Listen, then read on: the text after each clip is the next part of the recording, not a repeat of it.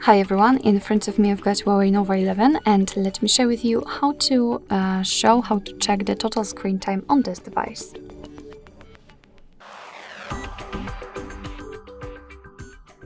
So first of all we have to enter the settings and then let's scroll down to the very bottom to find digital balance. Now let's start, tap on start, it will be me, tap on OK. And as you can see right here, we've got this graph which will show us for how long we've been using this device. Today, as we can see, oh my god, we can see that I've been using it for 38 minutes more than yesterday.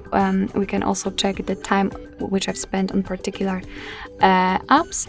After tapping on it, we can also see this dashboard which will show us the whole today kind of screen time, in which hours we were using it the most. We've got also the last 7 days, so you can check the whole week.